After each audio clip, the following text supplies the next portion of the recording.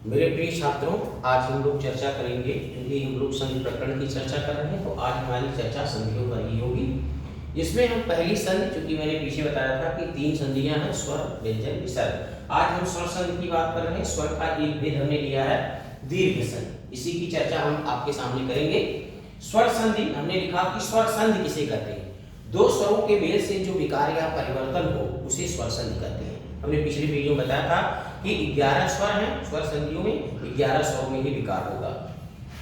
तो ऊपर डिफिनेशन भी हमने दे दिया, दो स्वरों के मेल से जो विकार या परिवर्तन हो उसे स्वर संधि कहते हैं। अब इसकी पहली संधि हमने ली दीर्घ संधि। दीर्घ संधि का सूत्र है अकः सवर्णे दीर्घ, यानी सीधा सा फंडा है, आप एकदम बिल्कुल मोटी मोटी बात याद कर लो। अकः सवर्णे दीर्घ, यानी अक सवर्ण हो जाए, यदि अक सवर्ण हो तो दीर्घ हो जाता। हमने यहाँ लिखा भी यदि अक, चूंकि आप संस्कृत में जाओगे तो अक प्रत्याहार है, जिसमें आ ई ऊंड रील री कर दो माहेश्वर सूत्र आते हैं। तो यहाँ पर हमने अक को डिफाइन किया। अक क्या है? अक में 4 वर्ण आपके आते हैं।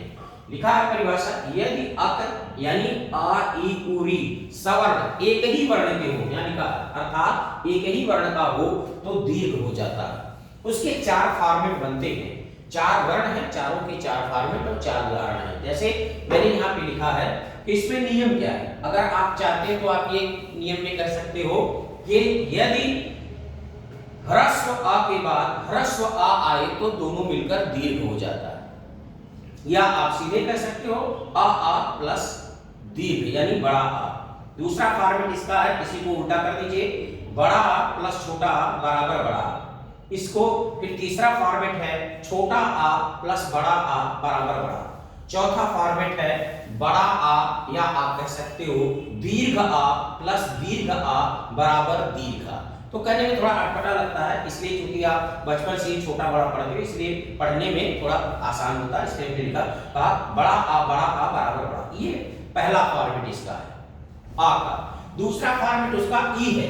ई में भी वही सेम आपका बनेगा कि छोटी ई बराबर बड़ी, बड़ी इसको जस्ट उल्टा कर दीजिए, बड़ी ई प्लस छोटी बराबर बड़ी ई। यहाँ पे तीसरा फॉर्मेट छोटी ई प्लस बड़ी ई बराबर बड़ी ई, बड़ी ई प्लस बड़ी ई बराबर बड़ी ई। इसका तीसरा जो आपका वर्ण है वो ऊ है, उसमें भी 4 फॉर्मेट बनेंगे। छोटा ऊ बराबर बड़ा ऊ, बड़ा ऊ छोटा ऊ बड़ा ऊ, छोटा ऊ बड़ा ऊ बराबर आपका बड़ा ऊ, बड़ा ऊ बराबर बड़ा ऊ। ठीक है। और जो री है उसका 2 ही उसके उदाहरण आते हैं, और यही 2 पूछे जाते हैं। संस्कृत में मातृणाम पितृणाम और हिंदी में मातृ और पितृ। ये मैंने लिखा है, इसकी चर्चा मैं अभी करूंगा। जैसा कि मैंने आपसे क्या कहा, नियम कहता है कि यदि अक सवर्ण हो जाए, यानी यदि अक एक ही वर्ण का हो तो वो दीर्घ हो जाता है। यहाँ पर आप देखिए आ का मतलब पहला वर्ण अगर ले आ, तो आ ये भी आ है, ये भी आ, दोनों सवर्ण होने के कारण ये दीर्घ हो गए, यानी बड़ा आ बन गया। यहाँ पर भी देखिए दोनों सवर्ण हैं, इसलिए बड़ा बन गए, दीर्घ हो गए। यहाँ पे भी दोनों सवर्ण होने के कारण दीर्घ हो गए। यहाँ पर भी आप देखिए दोनों सवर्ण हैं तो दीर्घ हो रहे हैं। जो भी आप यहाँ पर भी देखिए दोनों सवर्ण हैं, कोई ऐसा फॉर्मेट नहीं है जिसमें विषम वर्ण आ जाए। यानी विषम वर्ण का मतलब आपने ये नहीं देखा कि आ के बाद ई आ गया हो, या ई के बाद उ आ गया हो, या उ के बाद री आ गया हो, ऐसा नहीं है। अगर विषम वर्ण हो जाएगा तो संधि का स्वरूप या नेचर उसका परिवर्तित हो जाएगा। ठीक है। यहाँ पर जो है वो सीधा सा फॉर्मेट है, सीधा सा इसका आपका परिभाषा है कि यदि, जो मैं अपनी परिभाषा देता हूँ कि यदि अक सवर्ण हो तो दीर्घ हो जाता है, सीधे आपके सूत्र में लिखा हुआ है। अब जैसे कैसे, यहाँ पर आप देखिए पहले का उदाहरण हमने लिया है इसका कि छोटा आ बराबर बड़ा आ। कैसे? जैसे उदाहरण धर्मार्थ, धर्म अर्थ यानी आ बराबर बड़ा आ, बड़ा की मात्रा। स्वार्थी स्वार्थी आ बड़ा। सारांश सार अंश आ बड़ा आ। तीसरा उदाहरण इसका मतानुसार, मत अनुसार आ बड़ा। दूसरे फॉर्मेट का उदाहरण देखिए रेखांश, रेखा प्लस अंश यानी बड़ा आ प्लस छोटा आ बराबर बड़ा आ। क्यों हो रहा? क्योंकि दोनों क्या हैं? सवर्ण हैं, इसलिए क्या हो रहे हैं? दीर्घ हो रहे हैं। यहाँ पे देखिए सीमांत है, सीमा प्लस अंत है, आ बड़ा आ छोटा आ बड़ा। दिशांतर है, बड़ा दिशा प्लस अंतर, बड़ा आ प्लस छोटा आ बराबर बड़ा। इसका तीसरा फॉर्मेट आप देखिए छोटा आ प्लस बड़ा आ बराबर बड़ा। उदाहरण है देवागमन, देव प्लस आगमन, छोटा आ बड़ा आ बराबर बड़ा। नवागत, नव प्लस आगत, छोटा आ बड़ा आ बराबर बड़ा। देवालय, देव प्लस आलय, छोटा आ बड़ा आ प्लस बड़ा आ बराबर बड़ा। क्यों बड़ा हो रहा? क्योंकि ये क्या है? दीर्घ है, सवर्ण है, इसलिए क्या हो रहे हैं? दीर्घ है। ठीक है, इसलिए सवर्ण होने के कारण दीर्घ हो रहे हैं। फिर इसी तरह से आपका आता है यहाँ पे, आप देखिए देवालय है, सत्याग्रह है, सत्य आग्रह है, छोटा प्लस बड़ा बराबर बड़ा। तीसरा फॉर्मेट इसका है बड़ा आ, सॉरी इसका चौथा ही फॉर्मेट है जो आपका है बड़ा आ प्लस बड़ा आ बराबर बड़ा आ। महानंद, महान प्लस आनंद, ये आपका बड़ा आ प्लस बड़ा आ बड़ा। ये उदाहरण आपका महानंद किसका है? अगर आप चाहोगे समास में तो ये आपके कर्मधारय का उदाहरण है। ठीक है, उसका जो पहला नियम है उसका ये उदाहरण है। दूसरा आपका महात्मा है, महा प्लस आत्मा, यहाँ पर भी देखिए ये भी कर्मधारय का उदाहरण है, आ प्लस आ बराबर बड़ा। विद्यालय, विद्या आलय, बड़ा आ बड़ा। वार्तालाप, वार्ता प्लस आलाप, बड़ा आ बराबर बड़ा। अब आपने कहा यहाँ पे वार्ता के बाद आलाप हो जाता, आलाप शब्द नहीं आलाप शब्द है। क्योंकि आपको ये ध्यान रखना कि जो भी आप संधि समास उपसर्ग प्रत्यय जहां भी आप शब्दों का निर्माण करेंगे आपको ये ध्यान देना होगा कि दोनों पदों के उचित या आपके सार्थक अर्थ हो, तभी आपका वह विग्रह हो, विच्छेद हो या निर्माण हो, तभी वो सही होगा। अब यहाँ पर आप देखिए ये आपका आ गया दूसरा नियम इसका है, क्योंकि दूसरा वर्ण उसका ई है। छोटी छोटी बराबर बड़ी, रविंद्र, रवि प्लस इंद्र, देखिए आप कवींद्र, कवि प्लस इंद्र, मुनींद्र, मुनि प्लस इंद्र, अतियु, ये पूछा जाता है बहुत, आप ध्यान रखिएगा, ये पूरा उदाहरण पूछा जाता है, ये आपका अति प्लस यु।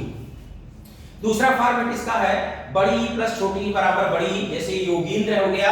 अब ये आपके क्या हैं? ये सारे इसमें जिसमें पहला दूसरा ये और वो तीसरा, तीनों उदाहरण इसके जो लास्ट वाला चौथा है ये आपके बहुब्रीहि समास के उदाहरण हैं। योगींद्र में योगी प्लस इंद्र, यानी योगींद्र कौन है? योगींद्र महादेव को कहा जाता है। महींद्र, मही प्लस इंद्र है, ये कौन है?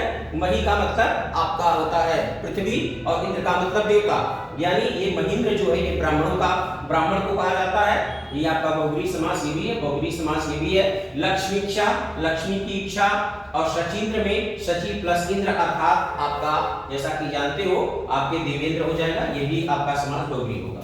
अब दूसरा आप देखिए इसमें छोटी ही प्लस बड़ी ही बराबर बड़ी, ये तीसरा फॉर्मेट इसका है। जैसे आपने कहा हरीश, गिरीश, परीक्षा, कपीश। अब इसमें अगर हरीश की बात की जाए तो ये भी आपका बहुब्रीहि समास है, ये भी आपका बहुब्रीहि समास है, ये भी आपका बहुब्रीहि समास है, यानी इसमें आपकी दीर्घ संधि है और बहुब्रीहि समास है। हरीश, हर प्लस ईश, हरीश जो है हरि ईश किसको कहा जाता है? शंकर कहते हैं राम मेरे प्रिय हैं, राम मेरे आराध्य हैं, और राम कहते हैं कि शिव मेरे आराध्य हैं, तो यहाँ हरीश जो होगा वो आपका शिव होगा। गिरीश, गिर के ईश, यानी ये भी महादेव भी है और गिरीश आप जानते हैं गिर के ईश हैं। दूसरा कपीश, कपि प्लस ईश, अगर इसकी बात करें तो कपीश में आपके सुग्रीव भी आएंगे, हनुमान भी आएंगे। परीक्षा में पर प्लस इच्छा है। यहाँ पे अब आप आइए, ये चौथा फॉर्मेट आपका बड़ी प्लस बड़ी बराबर बड़ी। रजनीश, रजनी के ईश, यानी ये आपका कौन हो जाएगा? ये भी बहुब्रीहि समास है, ये आपका रजनीश अर्थात चंद्रमा हो जाएगा। नारीश्वर, नारी के ईश्वर, नारी यहाँ पे भी देखिए बड़ी बड़ी हो गया। योगीश्वर, योगी के ईश्वर, ये भी आपका बहुब्रीहि है अर्थात शिव हो जाएगा। जानकीश, जानकी के ईश अर्थात राम हो जाएगा, ये भी बहुब्रीहि समास का उदाहरण है। ठीक, अब आपका तीसरा फॉर्मेट आता है छोटा ऊ बराबर बड़ा ऊ। भानुदय, भानु प्लस उदय। गुरु उपदेश, गुरु प्लस उपदेश। लघुत्तर, लघु प्लस उत्तर। विधुदय, विधुदय, विधु प्लस उदय, विधु माने चंद्रमा, चंद्रमा का पर्यायवाची। वधूसव, वधु प्लस उत्सव। भूधार, भू प्लस उद्धार। भूसर्ग, भू प्लस उत्सर्ग। ठीक है, और ये आपका हो जाएगा यहाँ पे वधूपकार, वधु प्लस उपकार। आपका तीसरा फॉर्मेट आता है सिंदूर में। यहाँ पर मैं एक बात आपको बताना चाहूंगा, बेटा बहुत ध्यान से इसको ध्यान में रखिएगा कि यहाँ पर ये अक्सर लोग गलत कर देते हैं और ये आपका 100% पूछा जाएगा और पूछा गया है, जिसमें आपका सिंदूर में और लघूर में, इसमें मैं ऊपर रेफ काला लगाना भूल गया हूं, ये सिंदूर में और आपका लघूर में ये बहुत ज्यादा पूछा जाता है। सिंदूर में यहाँ पे आपको ध्यान देना है कि जब आपका ऑप्शन आएगा तो ऑप्शन में दो ऑप्शन होगा, एक तरफ लिखा होगा ऊर्मी और दूसरी तरफ लिखा होगा उर्मी। ये आप बहुत ध्यान दीजिएगा, आप इस वीडियो में इस बात को बार बार आप रिपीट करके देखिएगा कि दोनों ऑप्शन आपका विकल्प में होगा और ज्यादातर लोग इस पे मार देते हैं, लेकिन ये अगर आप मारते हो तो गलत हो जाएगा, क्योंकि उर्मी नहीं है, उर्मी। उर्मी का मतलब होता है बेटा लहर। क्या होता है? उर्मी का मतलब होता है लहर, ठीक है ना। तो ये आपको ध्यान में रखना कि छोटा उर्मी पे नहीं आपको टिक लगाना है, जब भी आपको टिक लगाना है वो आपको उर्मी पे लगाना है। क्यों? क्योंकि उर्मी जो है ये निरर्थक इकाई है, जो सार्थक इकाई उसकी है वो उर्मी है, इसलिए आप इस पे ध्यान रखेंगे। ये आपको इसी से आप क्या नाम है क्वेश्चन आपका गलत हो जाएगा।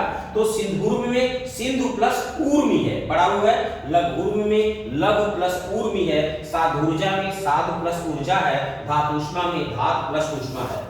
और इसमें भी ये दोनों बहुत पूछा जाता है, बधूर्मी और सिंधुर्मी और लघुर्मी, ये बहुत इंपॉर्टेंट है। बधूर्मी में भी वही आपको करना है कि वहां पे भी छोटा और बड़ा होगा, लेकिन आपको बड़े पेड़ लगाना है। बधूर्मी में बधू प्लस ऊर्मी है, भूष्मा में भू प्लस ऊष्मा है, भूर्जा में भू प्लस ऊर्जा है, और सरयूर में सरयू प्लस उर्मी है, वो सरयू प्लस उर्मी है, ठीक है। ये आपका हो गया इसका उदाहरण। अब आपका इसमें चौथा जो आपका ये वर्ण है री, उसके दो ही उदाहरण मैंने आपसे बताया, वही है हिंदी में मातृन और पितृन है, और आपके जब संस्कृत में जाओगे तो यही मातृणाम और पितृणाम हो जाएगा। तो मातृन में मातृ प्लस ऋण है और पितृन में पितृ प्लस ऋण है। और जब हम इसका उच्चारण करते हैं तो चूंकि ये दोनों मिलके क्या हो जाएंगे, यहाँ पे आपने देखा है कि बड़ा बड़ा ऋण का निर्माण करते हैं, तो जब हम उच्चारण करते हैं तो कहते हैं मातृन पितृन, सब जोड़ देते हैं, री पर जोड़ देते हैं मातृन, तभी आपका उसका का नाम है जो दीर्घ स्वरूप उसका तभी सामने आएगा। मातृन पितृन, मातृन पितृन नहीं कहेंगे, तब वो आपका क्या हो जाएगा, ह्रस्व ऋण हो जाएगा। मातृन पितृन इस तरह से आप कहेंगे तो वो सही होगा, उच्चारण आपको सही करना, क्योंकि आप हिंदी पढ़ रहे हैं। इसी के साथ मैं आपको आपसे विदा लेता हूं, और मैं पूरा मेरा उद्देश्य है, जैसा मैं बार बार कहता हूं कि भाई आप मेरे वीडियो को लाइक करो यार, इसको बनाने में भाई बहुत समय लगता है, ये समझ रहे हो कि मन कभी कभी नहीं करता है कि बनाएं, ठीक है। ये तो हमारा भांजा है वो बहुत मोटिवेट करता है, और एक हमारे दीक्षित जो हैं वो ऑफिस इंचार्ज हैं, वो भी बहुत मोटिवेट करते हैं, तो भैया मैं बना देता हूँ, नहीं तो इसको बेटा लिखो, बनाओ, फिर आपके सामने परोसो, तो बना बनाया पका पकाया तो आप खा लेते हो। जो हमारी मेहनत है उस मेहनत के अकॉर्डिंग हमें मिलता नहीं है, ठीक है। तो मेरी आपसे करबद्ध है, प्रार्थना है कि अगर आप इसको लाइक करोगे तो मैं आगे बनाऊंगा, अन्यथा मैं पिरामिड कर दूंगा। इसी के साथ आपको मैं शुभ संध्या कहता हूं, और इसी के साथ मैं नमस्कार।